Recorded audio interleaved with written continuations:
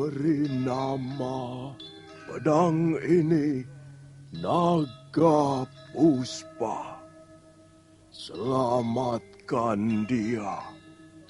Jangan sampai jatuh ke tangan pendekar berwatak jahat.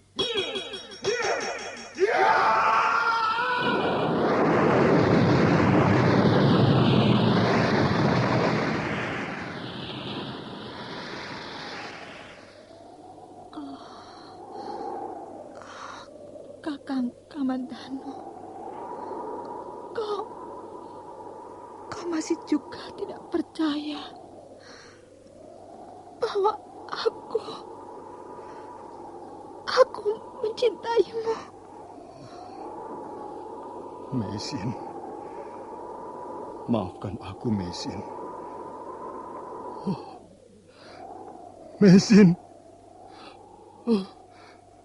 Mesin!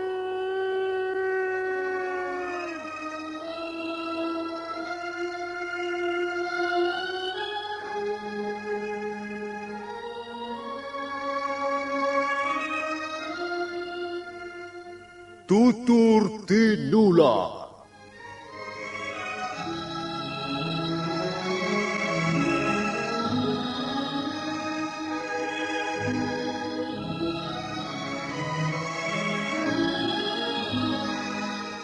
Sebuah sandiwara radio serial, produksi Sanggar Cerita dan Teater Sanggar Prativi.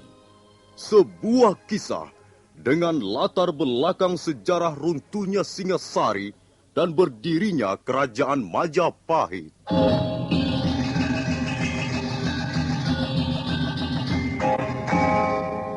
Sandiwara ini didukung oleh pemain-pemain radio yang sudah ternama.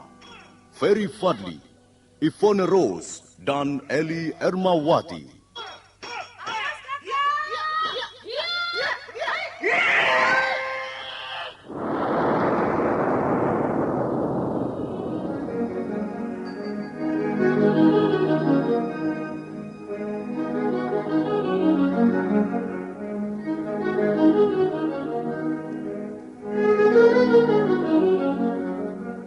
Cerita ini ditulis dan disusun oleh S. Tijab. Teknik dan montase dikerjakan oleh Rudi Tinangon dan Joko SP. Sutradara EWS Yuwono. Kali ini mengetengahkan episode pertama dengan judul Pelangi di Atas Kurawa.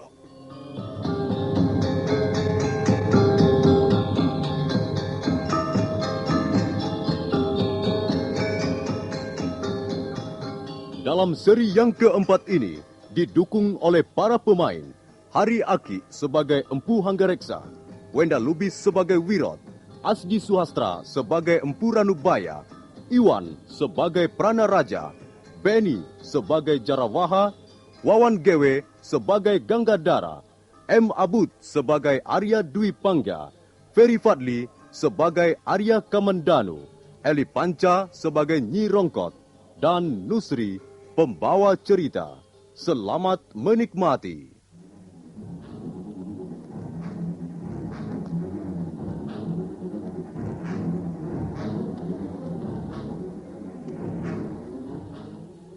Malam gelap gulita.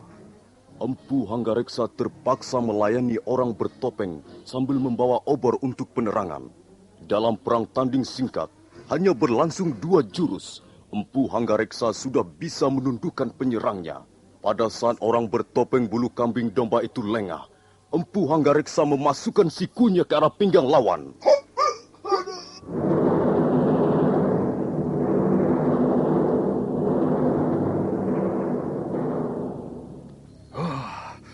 Ternyata kau hantu gadungan. Kau manusia biasa. Buktinya kau bisa mengaduh merasakan sakit. Nah, sekarang aku ingin tahu, seperti apa orang yang berani bermain-main hantu-hantuan di depanku. Empu Hanggareksa lalu menyingkapkan topeng penutup wajah orang yang kini sedang duduk bersimpuh merasakan sakit. Hai, kau Wirot? Iya, Tuan Hanggareksa, saya Wirot. Lalu apa maksudmu bermain hantu-hantuan begini?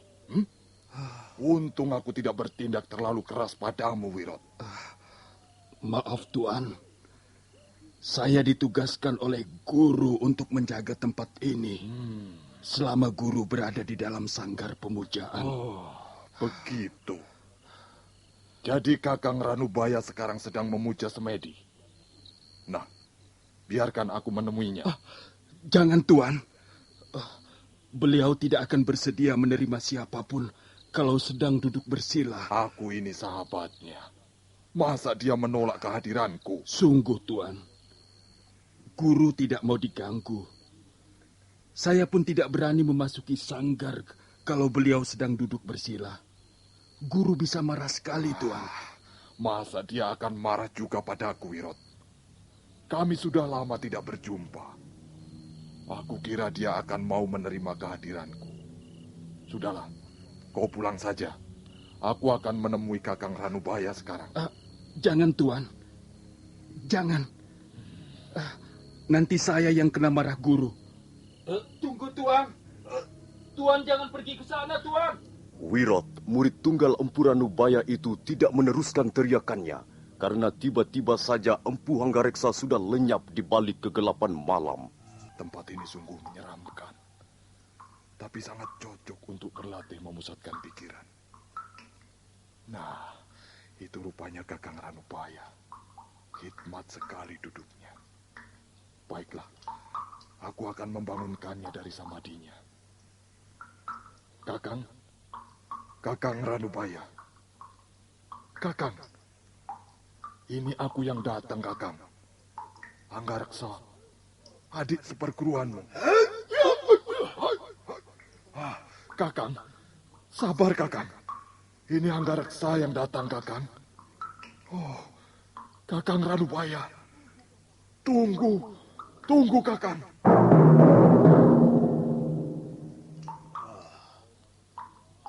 Apa kau manusia atau setan gentayangan yang suka menggoda orang duduk bersila? Aku ini Hanggareksa, Kakang. Bukan nama yang kutanyakan. Tapi sikapmu yang tidak beradab itulah yang kusesalkan. Maafkan aku, Kakang Ranubaya. Aku ada keperluan yang sangat penting denganmu, Kakang. Keperluan apa? Nanti akan kujelaskan sebaik-baiknya. Kau telah mengganggu aku. Kau seperti setan gentayangan saja. Duduklah. Terima kasih, Kakang.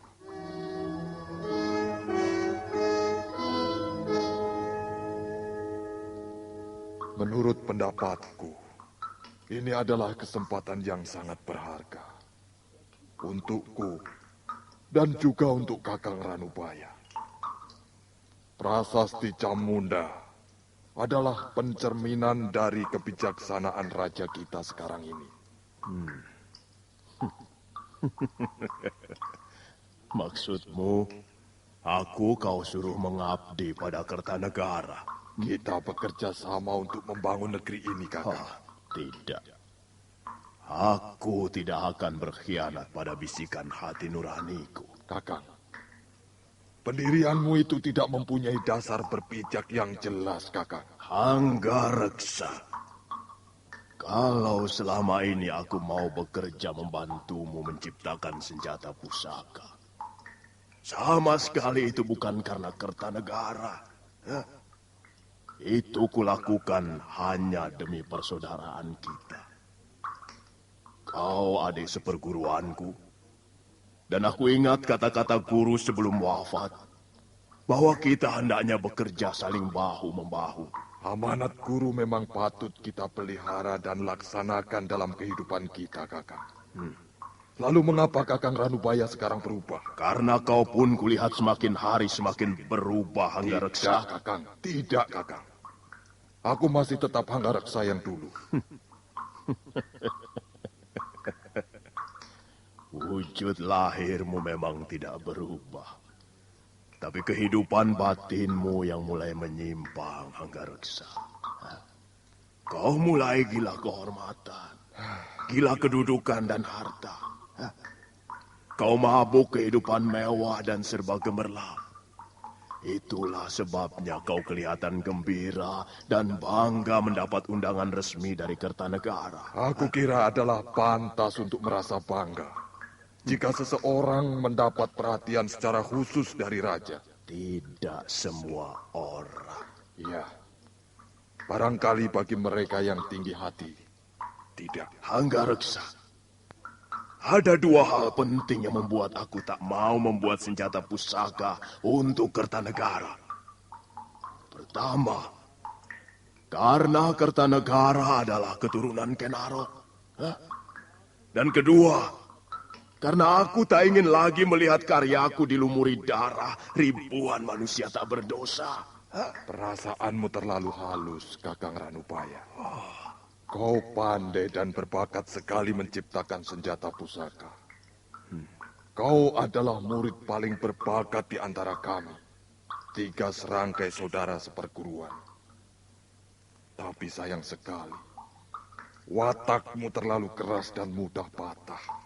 Aku tidak mau dipaksa melakukan sesuatu yang tak kuinginkan, Hanggareksa. Sekalipun itu untuk keberhasilan, untuk mengabdi pada negara dan orang banyak. Hanggareksa. Ukuran keberhasilan bagi orang yang satu dan yang lain tidak sama. Demikian pula cara mengabdi pada negara dan masyarakat. Masing-masing orang punya gayanya sendiri-sendiri. Jadi aku telah gagal datang kemari. Ya, kau telah gagal sebelum kau keluar dari pintu rumahmu, Hanggareksa. Baiklah, aku akan datang sendiri ke istana untuk memenuhi undangan Sang Prabu. Tapi kalau misalnya Kakang Ranubaya berubah pikiran, datanglah besok ke rumahku. Kita berangkat bersama-sama ke Singasari untuk memperoleh penghargaan dari istana. Berangkatlah sendiri saja, Hanggareksa. Jangan memikirkan diriku. Kita berbeda jalan.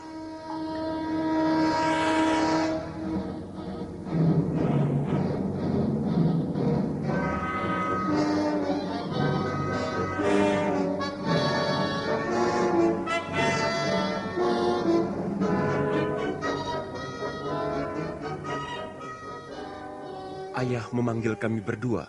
Iya, Dwi Pangga dan kau Kamandanu. Aku akan pergi ke Singasari bersama tuan-tuan ini. Selama aku pergi, kalian menjaga rumah. Baik, Ayah. Sebelum aku kembali, kalian jangan pergi jauh-jauh. Baik, Ayah. Bagaimana Tuan Pranaraja? Kita berangkat sekarang? Begitu lebih baik, Tuan Hanggareksa. Kita bisa segera tiba di Singasari. Setelah menaikkan perbekalan ke atas punggung kuda, mereka pun segera naik ke atas kuda. Dan sebentar kemudian, mereka berempat berangkat meninggalkan desa Kurawan.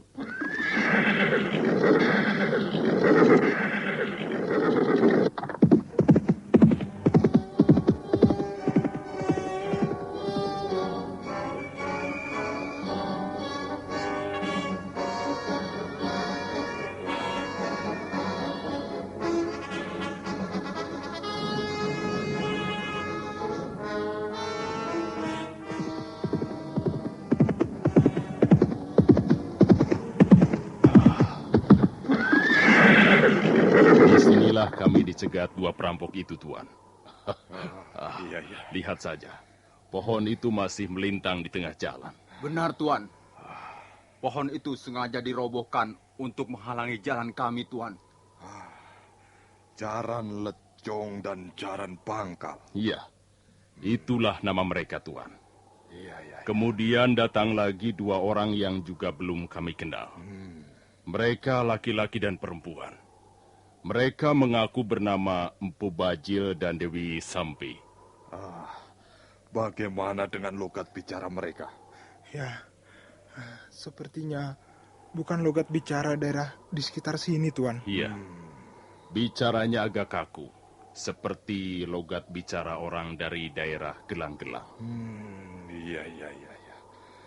Akhir-akhir ini memang banyak orang dari Gelang-Gelang berkeliaran keluar masuk desa. Ya, kita tidak usah khawatir karena pemerintah Singasari selalu waspada. Apakah ada yang berdiri di belakang mereka itu, Tuan? Tuanku Lembu Sora mencurigai Raja Gelang-Gelang sendiri. Jaya Katuang? Ya, Raja bawahan Singasari itu memang agak mencurigakan. Tapi semua itu tentu saja belum ada bukti yang bisa dipertanggungjawabkan. Dengan begitu, pemerintah Singasari belum berani bertindak terlalu jauh. Ya, kalau memang Jaya Katuang mau membuat kekacauan dengan orang-orangnya, bisa terjadi pertumpahan darah sesama saudara. Bukankah Jaya Katuang itu masih besan Prabu Kertanegara sendiri? Benar, Tuan. Arda Raja, putra Jaya Katuang, telah memperistri salah seorang putri sang Prabu. Bukan hanya besan Kakang Jarawaha. Prabu Kertanegara itu putra Prabu Seminingrat atau Ranggawuni. Nah, adik sang Prabu Kertanegara yang bernama Nararya Turuk Bali dipersunting Jaya Katuang. Jadi di samping besan, sebenarnya Jaya Katuang masih adik ipar sang Prabu Kertanegara sendiri. Iya. Karena itu sang Prabu sama sekali tidak percaya mengenai desas-desus bahwa Jaya Katuang berdiri di belakang kerusuhan yang melanda Singasari dan sekitarnya. Sang Prabu malah mencurigai negara-negara taklukan seperti Kerajaan Sunda atau Madura.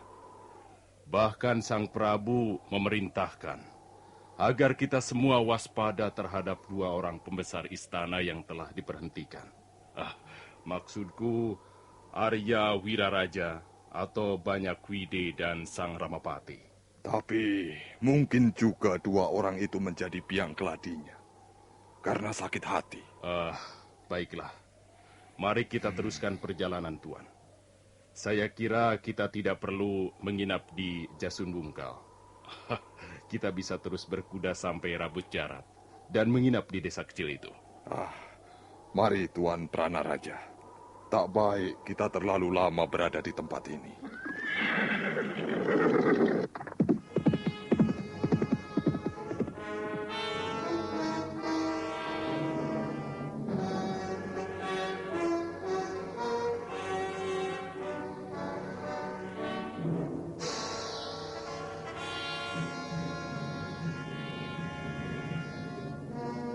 Pelangi muncul di atas Kurawan.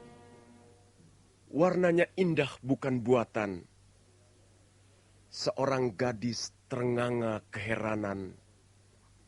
Rambutnya tergerai jatuh ke pangkuan. Bagaimana pendapatmu tentang syairku ini, Adhika Mandanu? Bagus tidak? Aku tidak tahu syair. Ya, tapi kau bisa melihat kata-katanya. Kalau tidak salah, syairmu tadi bicara tentang seorang wanita. Iya, wanita. Wanita bagiku adalah sumber ilham untuk berbuat sesuatu. Tanpa wanita, dunia ini akan terasa seperti samudera tanpa gelombang. Nah, aku mempunyai satu bait lagi. Coba dengarkan. Bulan tersembul di sela-sela rumput. Terdengar rengek bocah minta susu. Angin membelai daun-daunan, dan malam terasa semakin sunyi. Oh, syairmu yang ini agak lain, Kakang. Aku mendengar suara rintihan yang panjang sekali. Iya, dan rintihan itu akan semakin panjang bila kita ditinggal pergi lama oleh kekasih yang kita cintai. Kau sudah pernah jatuh cinta, Adhika Mandanu? Belum. Tapi kuperhatikan sekarang kau banyak berubah. Tidak seperti dulu lagi. Kau banyak menyendiri dan kurang menyukai keramaian. Itu sudah menjadi sifatku, Kakang. Kakang Dwi Pangga saja yang kurang jeli. Hingga baru melihat sekarang. Jangan begitu. Kau takut aku merebut gadismu? Aku tidak mempunyai gadis, Kakang. Kau ini aneh, Kamandanu. Sepertinya kau tidak mempunyai kegairahan apa-apa. Kau punya cita-cita dalam hidup ini? Entahlah. Kau harus banyak membaca ilmu pengetahuan seperti aku ini, Adhika Mandanu. Belajarlah menekuni sastra. Pasti suatu saat kau akan bangkit dan merasa alangkah indahnya hidup ini. Aku merasa tidak punya bakat di bidang seni sastra, Kakang. Almarhum ibu adalah penulis sastra yang diakui oleh pemerintah Singasari di zaman Prabu Ranggawuni. Banyak tulisan beliau dipuji oleh kalangan istana. Dan bahkan, ibu pernah mendapat tanda penghargaan. Oh, bukankah ini pedang pemberian ayah dulu, Kakang? Iya, itu pedang hadiah ayah pada saat ulang tahunku yang ke-18 dulu. Sepertinya Kakang tidak pernah menyentuh pedang ini. Aku tidak membutuhkan benda itu, Kamandanu. Maka ku biarkan saja tergantung di dinding ruangan tidurku. Kakang tidak tertarik sama sekali pada benda pusaka? Benda pusaka tidak bisa menaklukkan hati seorang wanita. Dengan pedang di tanganmu seperti itu, kau seperti seorang pendekar pilih tanding, Kamandanu. Aku pun tidak tertarik benda semacam ini, Kakang. Kata ayah, kau mempunyai bakat seorang pendekar. Ayah hanya ingin membesarkan hatiku, Kakang. Aku merasa belum menemukan apa yang kucari. Kamandanu, Bibi Rongkot tadi mencarimu. Sepertinya ada yang hendak dikatakannya padamu.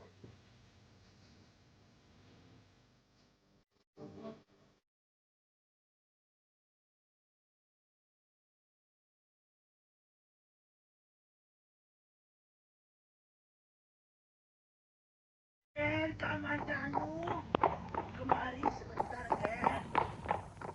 Angger Kamandanu, kemari sebentar.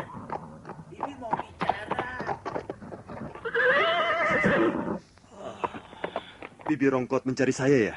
Dari tadi Bibi mencari Angger. Kemana saja? Shh. Tadi pagi Bibi mendapat salam titipan. Dari siapa, Bi? Dari yang berkulit kuning langsat, bermata jeli, dan berambut panjang ombak. Bibi jangan menggoda.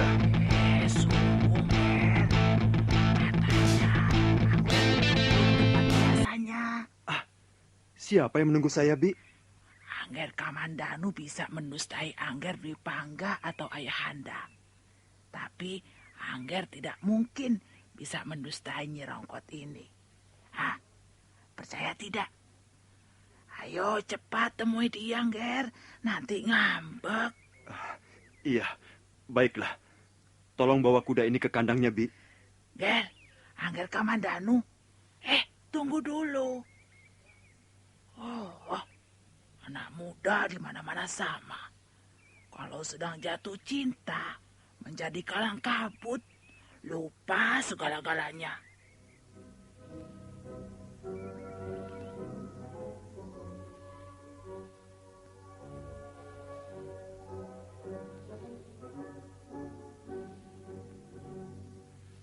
Bibi telah menipu aku. Mana? Aku tidak melihat Nari Ratih di sini. Hanya rumpun ilalang yang kulihat di sana-sini. Nari Ratih. Putri Rekian Wuru itu memang cantik sekali. Sudah 3 bulan lamanya kami bergaul dan bertemu di tepi padang ilalang ini. Tapi entahlah. Apakah mungkin dia mencintaiku? Masa Bibi Rongkot berdusta? Dia tidak pernah mendustaiku. Hei, apa ini? Oh, sepertinya aku kenal benda ini. Tusuk konde yang biasa dikenakan Nari Ratih untuk mengancing uraian rambutnya yang hitam dan panjang. Tapi mengapa tusuk konde ini tergeletak di sela-sela daun ilalang? Jangan-jangan telah terjadi sesuatu atas diri gadis itu.